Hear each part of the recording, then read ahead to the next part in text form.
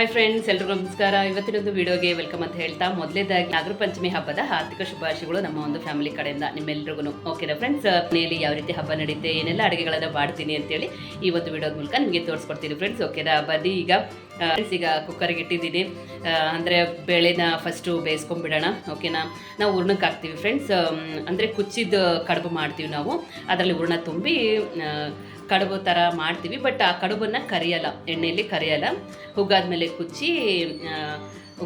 ಕುಚ್ಚಿದ ನಂತರ ದೇವರಿಗೆ ನೈವೇದ್ಯ ಮಾಡಿ ನಾವೆಲ್ಲ ತಿನ್ನುವಂಥ ಒಂದು ಪದ್ಧತಿ ಇದೆ ನಮ್ಮ ಮನೆಯಲ್ಲಿ. ಒಬ್ಬೊಬ್ಬರ ಮನೆಯಲ್ಲಿ ಕರಿಗಡುಬು ಅಂತ ಮಾಡ್ತಾರೆ, ನಮ್ಮ ಮನೆಯಲ್ಲಿ ಕುಚ್ಚಿದ ಕಡುಬು ಅಂತ ಮಾಡ್ತೀವಿ. ಒಬ್ಬೊಬ್ಬರ ಮನೆಯಲ್ಲಿ ಒಂದೊಂದು ಥರ ಪದ್ಧತಿಗಳು ಇರ್ತವೆ ಫ್ರೆಂಡ್ಸ್. ಹಾಗಾಗಿ ನಮ್ಮ ಮನೆಯಲ್ಲಿ ಯಾವ ರೀತಿ ಪದ್ಧತಿ ಇದೆ ಆ ಒಂದು ಪದ್ಧತಿಯನ್ನು ನಾವು ಅಳವಡಿಸ್ಕೊಂಡು ಮುಂದುವರಿಸ್ಕೊಂಡು ಹೋದರೆ ನಮ್ಮ ಮಕ್ಳಿಗೂ ಸಹ ಗೊತ್ತಾಗುತ್ತೆ, ಮಕ್ಕಳು ಸಹ ಅದನ್ನು ಮುಂದುವರಿಸ್ಕೊಂಡು ಹೋಗಲಿಕ್ಕೆ ಸಾಧ್ಯ ಆಗುತ್ತೆ ಫ್ರೆಂಡ್ಸ್ ಅಲ್ವಾ. ಹಾಗಾಗಿ ಇವತ್ತಿನ ಒಂದು ಅಡುಗೆ ಏನೆಲ್ಲ ಅಂತಂದರೆ ಅನ್ನ, ಪಲ್ಯ, ಆಮೇಲೆ ಕುಚ್ಚಿದ ಕಡುಬು, ಸಾರು ಬೇಕಾದರೆ ಸಾರು ಮಾಡ್ತಾರೆ, ಚಿತ್ರಾನ್ನ, ಇದೆಲ್ಲ ಅಡುಗೆಗಳಿರುತ್ತೆ ಫ್ರೆಂಡ್ಸ್. ಬನ್ನಿ ಇವತ್ತಿನ ಒಂದು ನಮ್ಮ ಒಂದು ವಿಡಿಯೋದಲ್ಲಿ ಯಾವೆಲ್ಲ ಅಡುಗೆಗಳನ್ನು ಮಾಡ್ತೀನಿ ಮತ್ತು ಪೂಜೆ ಯಾವ ರೀತಿ ಎಲ್ಲ ನಡೆಯುತ್ತೆ ಅಂತೇಳಿ ನೋಡೋಣ.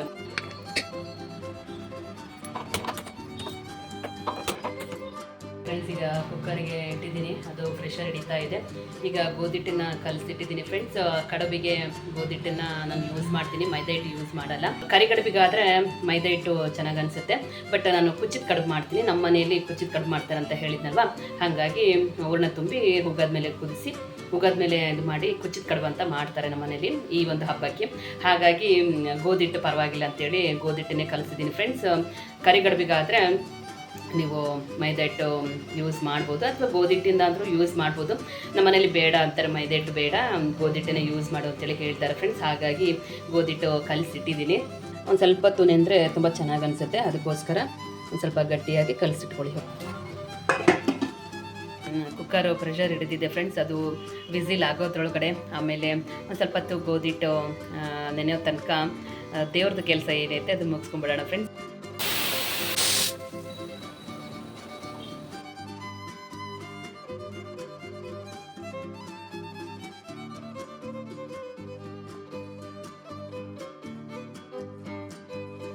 ಫ್ರೆಂಡ್ಸ್, ಈಗ ಬೇಳೆ ಕುದಿದಾಗಿದೆ.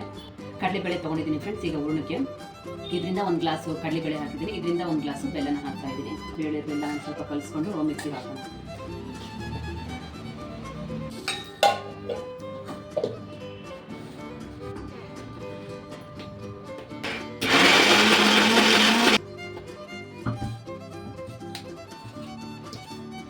ಈಗ ಇದಾಗಿದೆ, ಒಂದು ತಟ್ಟೆಯಲ್ಲಿ ತಗೊಂಡ್ಬಿಡೋಣ.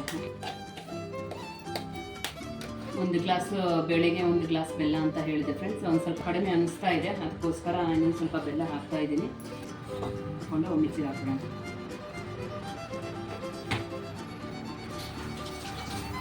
ಬೇಳೆ ರುಬ್ಕೊಬೇಕಾದ್ರೆ ಒಂದು ಸ್ವಲ್ಪ ಏಲಕ್ಕಿ ಮತ್ತು ಸಕ್ಕರೆನ ಪುಡಿ ಮಾಡಿಟ್ಟಿರ್ತೀವಿ ಫ್ರೆಂಡ್ಸ್ ಯಾವಾಗಲೂ. ಅದನ್ನೊಂದು ಸ್ವಲ್ಪ ಹಾಕ್ತಾ ಇದ್ದೀನಿ, ಒಂದು ಅರ್ಧ ಚಮಚ, ಒಂದು ಸ್ವಲ್ಪ ಮೇಲೆ ಅಷ್ಟು ಏಲಕ್ಕಿ ಪುಡಿ ಮತ್ತು ಅದನ್ನು ಹಾಕಿ ಬೇಳೆ ಆಮೇಲೆ ಬೆಲ್ಲ ಹಾಕಿ ಎರಡನೇ ಸಲ ರುಬ್ಕೊತಾ ಇರ್ತೀರಲ್ವ, ಆವಾಗ ಮಿಕ್ಸಿಗೆ ಹಾಕ್ಕೊಂಬಿಡಿ. ಓಕೆನಾ, ಫ್ಲೇವರ್ ಚೆನ್ನಾಗಿರುತ್ತೆ, ರುಚಿಯಾಗಿ ಬರುತ್ತೆ. ಆಮೇಲೆ ತಿಂತ ಒಂದು ಫ್ಲೇವರ್ ಬರುತ್ತಲ್ಲ ಫ್ರೆಂಡ್ಸ್ ಕಡುಬಿಗೆ, ಇನ್ನಷ್ಟು ತಿನ್ನಬೇಕು ಅಂತ ಅನಿಸುತ್ತೆ. ಹಾಗಾಗಿ ಏಲಕ್ಕಿ ಪುಡಿನ ಹಾಕ್ಕೊಂಡ್ರೆ ತುಂಬ ರುಚಿಯಾಗಿರುತ್ತೆ.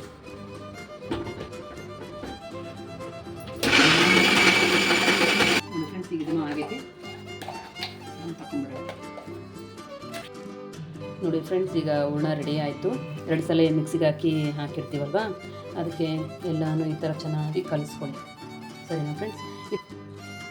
ನಿಮಗೇನಾದರೂ ಗೊತ್ತಿದ್ದರೆ ಈ ಒಂದು ಹೂರ್ಣ ನೀರಾಯಿತು ಅಥವಾ ಅಳುಕಾಯಿತು ಅಂತ ನಿಮಗೇನಾದರೂ ಅನಿಸಿದರೆ ನೀವೇನು ಮಾಡ್ತೀರಾ ಆ ಒಂದು ಹೂರ್ಣಕ್ಕೆ ಗಟ್ಟಿ ಆಗಲಿಕ್ಕೆ ಕಮೆಂಟ್ ಮಾಡಿ, ಸರಿನಾ?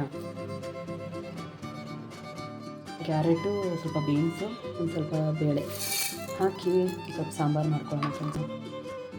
ಇದನ್ನೀಗ ತೊಳ್ಕೊಂಬಿಡೋಣ. ಒಂದು 2-3 ಸಲ ತೊಳ್ಕೊಂಬಿಡಿ ಫ್ರೆಂಡ್ಸ್. ಓಕೆನಾ, ತೊಳೆದು ನೀರು ಹಾಕಿ ಕುಕ್ಕರ್ನಾಗ ಇಟ್ಬಿಡೋಣ.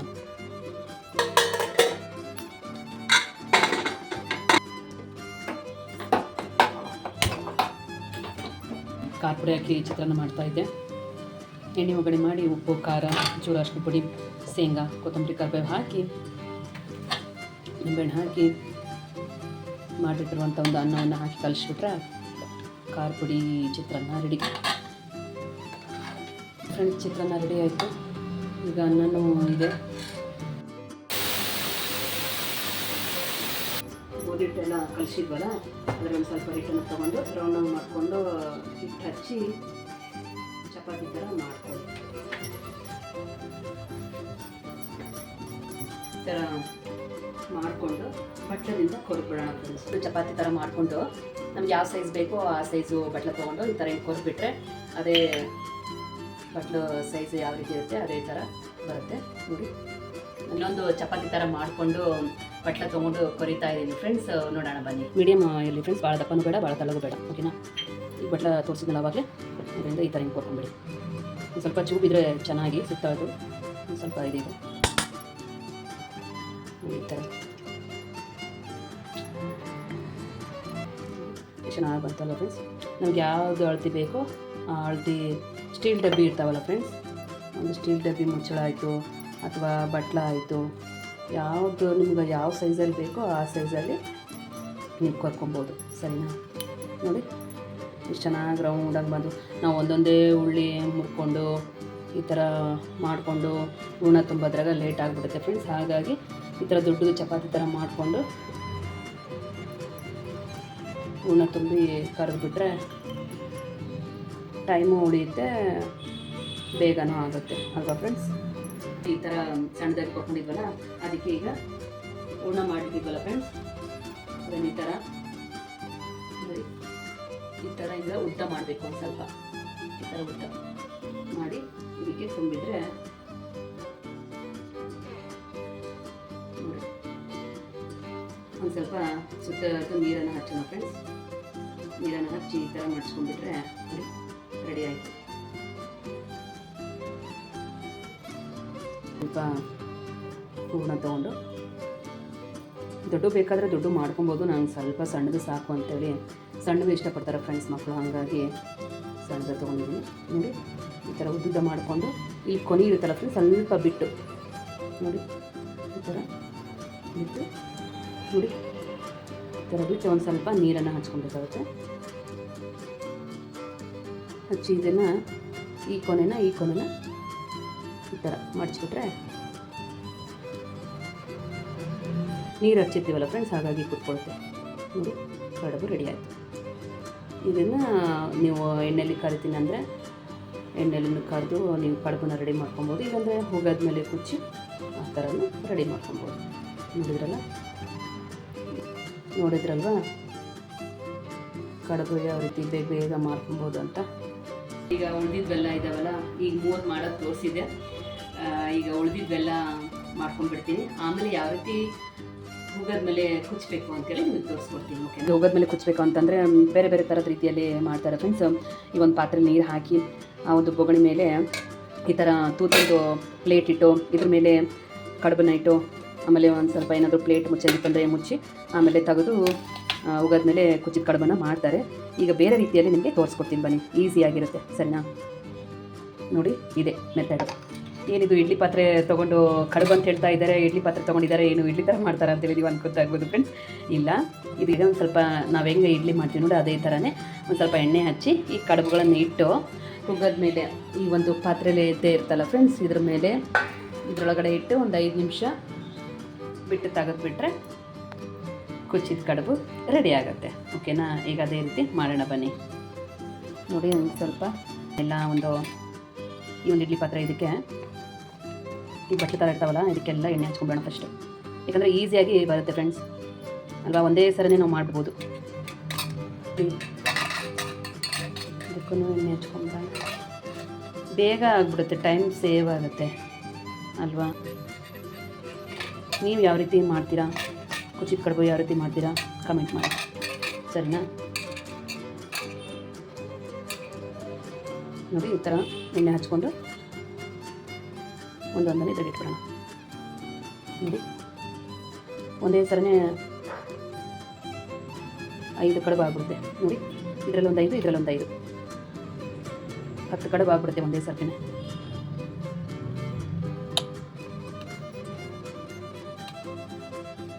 ಮೂರು ಉಳಿದು ಆಮೇಲೆ ಮಾಡೋಣ. ನೋಡಿ ಈ ಥರ ಮೆಥಡ್ ಮಾಡಿದರೆ ನಿಮಗೆ ತುಂಬ ಈಸಿ ಆಗುತ್ತೆ, ಬೇಗನೂ ಆಗುತ್ತೆ ಫ್ರೆಂಡ್ಸ್. ಓಕೆನಾ, ಈಗ ಇದನ್ನು ಹಚ್ಕೊಳ್ಳೋಣ.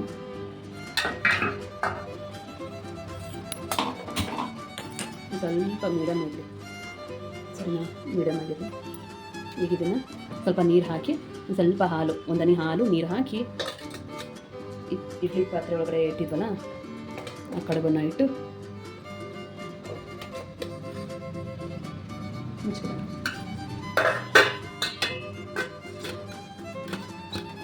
ಒಂದು 5 ನಿಮಿಷ ಸಾಕು. ಓಕೆನಾ ಫ್ರೆಂಡ್ಸ್, ಈಗ ಒಂದು 5 ನಿಮಿಷ ನೋಡೋಣ, ವೆಯ್ಟ್ ಮಾಡೋಣ.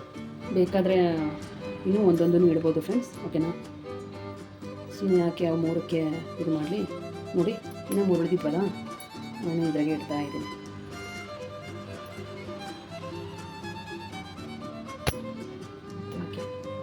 ನೋಡಿ, ಅವು 3 ಇದ್ವಲ್ಲ ಫ್ರೆಂಡ್ಸ್, ಅವನು ಸಹ ಇಟ್ಬಿಟ್ಟಿದ್ದೀನಿ. ಒಂದೇ ಸರ್ಗೇ 13 ಕಡುಬು ರೆಡಿ ಆಗ್ತವೆ. ಈಗ 5 ಇಲ್ಲ 10 ನಿಮಿಷ ವೆಯ್ಟ್ ಮಾಡೋಣ ಫ್ರೆಂಡ್ಸ್. ಒಂದು 5 ನಿಮಿಷ ಆದಮೇಲೆ ತೆಗೆದು ಅವನ್ನ ಉಲ್ಟಾ ಮಾಡಿಡೋಣ, ಸರಿನಾ. ನೋಡಿ, ಈಗ 1:05 ಆಗಿದೆ, 1:10ಕ್ಕೆ ತೆಗೆದ್ಬಿಡೋಣ. ನೋಡಿ ಫ್ರೆಂಡ್ಸ್, ಈಗ 1:10 ಆಯಿತು. ಈಗ ಆಫ್ ಮಾಡಿ ಉಲ್ಟಾ ಮಾಡೋಣ ಬನ್ನಿ. ಆ ಒಂದು ಕಡುಬನ್ನು ತಿರುಗಿಸಿಟ್ಟು ಮತ್ತೆ ಒಂದು 5 ನಿಮಿಷ ಬೇಯಿಸೋಣ. ಆಫ್ ಮಾಡ್ಕೊಂಡ್ಬಿಡೋಣ. ನೋಡಿ, 5 ನಿಮಿಷ ಸಾಕು ಅನಿಸುತ್ತೆ. ಉಲ್ಟಾ ಮಾಡಿ ಮತ್ತೆ ಬೇಯಿಸೋದೇನು ಬೇಡ ಅನಿಸುತ್ತೆ. ನೋಡಿ, ಈ ಥರ ಹಿಟ್ಟೇನು ಹತ್ತಾ ಇಲ್ಲ, ಬೆಂದಿದ್ದಾವೆ ಫ್ರೆಂಡ್ಸ್, ಬೇಡ. ಓಕೆನಾ, ಅವನ್ನ ತೆಗೆದ್ಬಿಡೋಣ. ಎಣ್ಣೆ ಹಚ್ಚಿರ್ತೀವಲ್ವ, ಹಾಗಾಗಿ ಅಂಟ್ಕೊಳ್ಳಲ್ಲ. ನೋಡಿ, ಚೆನ್ನಾಗಿ ಈಸಿಯಾಗಿ ಬಂದುಬಿಡ್ತವೆ. ಚೆನ್ನಾಗಿ ರೆಡಿ ಆಯಿತು. ಉಗದ ಮೇಲೆ ಕುಚ್ಚಿದಂತಹ ಕಡುಬು, ಉಗದ ಮೇಲೆ ಮಾಡಿದಂತಹ ಕಡುಬು ರೆಡಿ ಅಲ್ವಾ. ನೋಡಿ, ಚೆನ್ನಾಗಿ ಬೆಂದ್ಬಿಟ್ಟಿದ್ದು 5 ನಿಮಿಷದಲ್ಲೇ ಅಲ್ವಾ. ನೋಡಿ, ಉಗದ ಮೇಲೆ ಕುಚ್ಚಿದಂತಹ ಕಡುಬು ರೆಡಿ.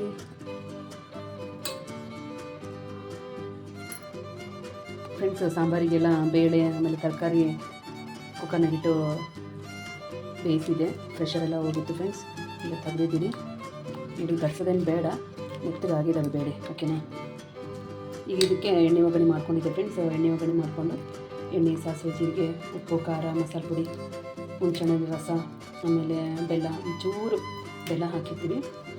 ಅದು ಎಲ್ಲ ಹಾಕಿ ಇದು ಬೇಳೆ ಮತ್ತು ತರಕಾರಿನ ಬೇಯಿಸ್ಕೊಂಡಿರ್ತೀವಲ್ಲ, ಇದಕ್ಕೆ ಹಾಕೊಂಡ್ಬಿಡೋಣ, ಸರಿನಾ. ತರಕಾರಿ ಸಾಂಬಾರು ರೆಡಿ ಆಯಿತು. ಇದೆಲ್ಲ ಅಡುಗೆ ರೆಡಿ ಆಯಿತು.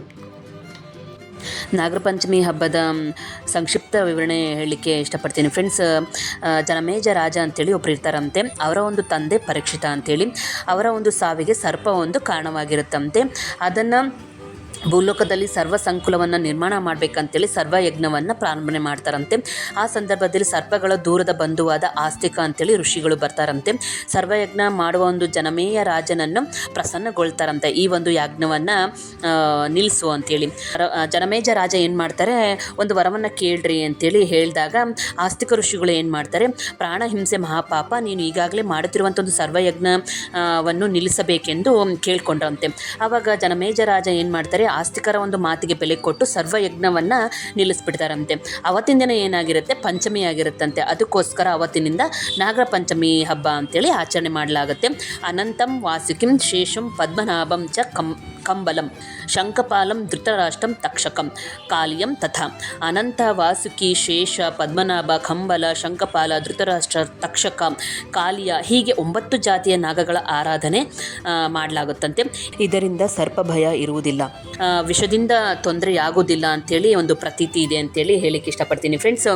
ಈ ಒಂದು ಹಬ್ಬವನ್ನು ಹೆಚ್ಚಾಗಿ ಅಣ್ಣ ತಂಗಿ ಮಾಡುವಂಥ ಒಂದು ಹಬ್ಬ ಅಂತೇಳಿ ಹೇಳ್ತಾರೆ ಫ್ರೆಂಡ್ಸ್. ಅದು ಯಾಕೆ ಅಂತಂದರೆ, ಒಂದೊಂದು ಕಾಲದಲ್ಲಿ ಒಂದು ಊರಲ್ಲಿ ಅಣ್ಣ ತಂಗಿ ಇರ್ತಾರಂತೆ. ಅಂದರೆ ಒಬ್ಬರು ತಂಗಿ 4 ಜನ ಅಣ್ಣಂದಿರ್ತಾರಂತೆ.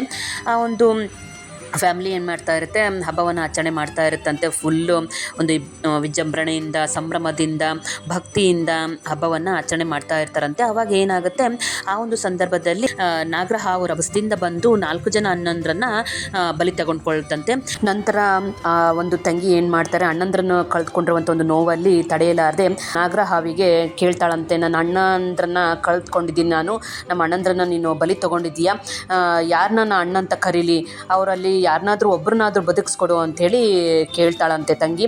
ಆವಾಗ ಅವಳ ಒಂದು ಪೂಜೆಗೆ, ಅವಳ ಒಂದು ಕಣ್ಣೀರಿಗೆ, ಅವಳ ಒಂದು ಭಕ್ತಿಗೆ, ಅವಳ ಒಂದು ಮಾತಿಗೆ ಕಿವಿಗೊಟ್ಟು ಅಣ್ಣಂದ್ರಲ್ಲಿ ಒಬ್ಬರನ್ನ ಬದುಕಿಸ್ಕೊಡ್ತಾರಂತೆ. ಆವಾಗಿನಿಂದ ಅಣ್ಣ ತಂಗಿ ಹಬ್ಬ ಅಂತೇಳಿ ಕರೆಯಲಾಗುತ್ತಂತೆ. ಪಂಚಮಿ ಹಬ್ಬವನ್ನು ಸಂಭ್ರಮದಿಂದ ಆಚರಣೆ ಮಾಡ್ತಾರಂತೆ ಇಬ್ಬರು ಸೇರಿ. ಕೆಲವೊಂದು ರಾಜ್ಯಗಳಲ್ಲಿ ಇನ್ನೂ ಜೀವಂತವಾಗಿರುವಂಥ ಹಾವುಗಳಿಗೆ ಹಾಲನ್ನು ಎರೆದು ಹಬ್ಬವನ್ನು ಆಚರಣೆ ಮಾಡ್ತಾರೆ. ಕೆಲವೊಂದು ಹೆಣ್ಮಕ್ಳು ತಮ್ಮ ಸಹೋದರರ ಒಳಿತಿಗಾಗಿ ಹುತ್ತಕ್ಕೆ ಹಾಲನ್ನು ಎರೆದು ಪೂಜಿಸಲಾಗುತ್ತೆ. ನಮ್ಮ ಒಂದು ಉತ್ತರ ಕರ್ನಾಟಕದಲ್ಲಿ ಹಬ್ಬವನ್ನು 2 ದಿನ ಆಚರಣೆ ಮಾಡಲಾಗುತ್ತೆ ಅಂತೇಳಿ ಹೇಳಿಕ್ಕೆ ಇಷ್ಟಪಡ್ತೀನಿ ಫ್ರೆಂಡ್ಸ್. ಕೆಲವೊಂದು ವಿಡಿಯೋಗಳನ್ನು ಅಂದರೆ ಈ ಒಂದು ನಾಗರ ಪಂಚಮಿ ಹಬ್ಬದ ಒಂದು ಸಂಕ್ಷಿಪ್ತ ಮಾಹಿತಿಯನ್ನು ಹುಡುಕ್ತಾ ಇದ್ದಾಗ ಸ್ವಲ್ಪ ದೊಡ್ಡದಾಗಿ ಅನಿಸ್ತು, ಕೆಲವೊಂದು ಮಾಹಿತಿಗಳು ತಿಳಿದಿಲ್ಲ ಫ್ರೆಂಡ್ಸ್. ಹಾಗಾಗಿ ಭರತ್ ಅಂತೇಳಿ ಇಂಜಿನಿಯರು, ಎಲ್ಲ ಥರದ ಒಂದು ಮಾಹಿತಿಗಳು ಗೊತ್ತು ಅವರಿಗೆ. ನಮ್ಮ ಒಂದು ಲೈವ್ ಕಡೆಯಿಂದ ನನಗೆ ಪರಿಚಯ ಆಗಿರುವಂಥದ್ದು ಮತ್ತು ನಮ್ಮ ಒಂದು ಚಾನಲ್ಗೆ ತುಂಬ ಸಪೋರ್ಟ್ ಮಾಡ್ತಾರೆ. ಒಳ್ಳೊಳ್ಳೆಯ ವಿವರಣೆಗಳನ್ನು ನೀಡ್ತಾರೆ. ಒಳ್ಳೊಳ್ಳೆ ಮಾಹಿತಿಗಳನ್ನು ನಾನು ಕೇಳಿದಾಗ ನನಗೆ ಅದೇ ರೀತಿ ಸಂಕ್ಷಿಪ್ತವಾಗಿ ವಿವರಣೆಯನ್ನು ನೀಡುವಂಥ ಒಂದು ವ್ಯಕ್ತಿ ಅಂತ ಹೇಳಿಕ್ಕೆ ಇಷ್ಟಪಡ್ತೀನಿ ಫ್ರೆಂಡ್ಸ್. ತುಂಬ ತುಂಬ thank you so much Bharat sir ಅಂತ ಹೇಳಿಕ್ಕೆ ಇಷ್ಟಪಡ್ತೀನಿ. ಅವ್ರಿಗೂ ಸಹ ಒಳ್ಳೆ ಆರೋಗ್ಯ ಆಯಸ್ಸು ಕೊಟ್ಟು ಕಾಪಾಡಲಿ ತಂದೆ ಅಂತೇಳಿ ದೇವರಲ್ಲಿ ಬೇಡ್ಕೊಳ್ತೀನಿ ಫ್ರೆಂಡ್ಸ್. ಹಾಗೆ ಎಲ್ರಿಗೂ ನಾಗರ ಪಂಚಮಿ ಹಬ್ಬದ ಹಾರ್ದಿಕ ಶುಭಾಶಯಗಳು ಮತ್ತೊಮ್ಮೆ. ಈ ಒಂದು ವಿಡಿಯೋ ನಿಮಗೆಲ್ಲ ಇಷ್ಟ ಆಗುತ್ತೆ ಅಂತ ಅನ್ಕೊತೀನಿ ಫ್ರೆಂಡ್ಸ್. ಇಷ್ಟ ಆಗಿದ್ರೆ ಲೈಕ್ ಮಾಡಿ, ಶೇರ್ ಮಾಡಿ, ಕಮೆಂಟ್ ಮಾಡಿ. ಸಂಕ್ಷಿಪ್ತ ವಿವರಣೆ ಸಹ ನಿಮಗೆ ಕೊಟ್ಟಿದ್ದೀನಿ, ಯಾವೆಲ್ಲ ಅಡುಗೆಗಳನ್ನು ಮಾಡಿದೆ ಅಂತೇಳಿ ನಿಮಗೆ ಈ ಒಂದು ವಿಡಿಯೋದ ಮೂಲಕ ನಿಮಗೆ ತಿಳಿಸ್ಕೊಟ್ಟಿದ್ದೀನಿ. ಈ ಒಂದು ವಿಡಿಯೋ ನಿಮ್ಗೆ ಇಷ್ಟ ಆಗೇ ಆಗುತ್ತೆ. ಕೆಲವೊಂದು ಪ್ರಶ್ನೆಗಳನ್ನು ಕೇಳಿದ್ದೀನಿ, ಕಮೆಂಟ್ ಮಾಡೋದ್ರ ಮೂಲಕ ನನಗೆ ಉತ್ತರವನ್ನು ನೀಡಿ, ಅಥವಾ ಪ್ರಶ್ನೆ ಯಾವುದು ಅಂಥೇಳಿ ಕಮೆಂಟ್ ಮಾಡ್ಬೋದು ಫ್ರೆಂಡ್ಸ್. ಓಕೆನಾ? ಭರತ್ ಸರ್ಗೆ ಮತ್ತೊಮ್ಮೆ ಥ್ಯಾಂಕ್ ಯು ಸೋ ಮಚ್. ಈ ರೀತಿ ನಮ್ಮ ಮನೆಯಲ್ಲಿ ನಾಗರ ಪಂಚಮಿ ಹಬ್ಬವನ್ನು ಆಚರಣೆ ಮಾಡಲಾಯಿತು ಫ್ರೆಂಡ್ಸ್. ವಿಡಿಯೋ ಮಾಡಿ ಅಪ್ಲೋಡ್ ಮಾಡೋದು ಸ್ವಲ್ಪ ಲೇಟ್ ಆಯಿತು, ಸ್ಕಿಪ್ ಮಾಡಿದೆ ವಿಡಿಯೋವನ್ನು ನೋಡಿ. ಊಟನೂ ಆಯಿತು ಫ್ರೆಂಡ್ಸ್. ಎಲ್ರಿಗೂ ಮತ್ತೊಮ್ಮೆ ನಾಗರ ಪಂಚಮಿ ಹಬ್ಬದ ಆರ್ಥಿಕ ಶುಭಾಶಯಗಳು ಅಂತ ಹೇಳ್ತಾ ವಿಡಿಯೋ ನೋಡಿದ್ದಕ್ಕೆ thank you friends. Bye friends ಎಲ್ರಿಗೂ.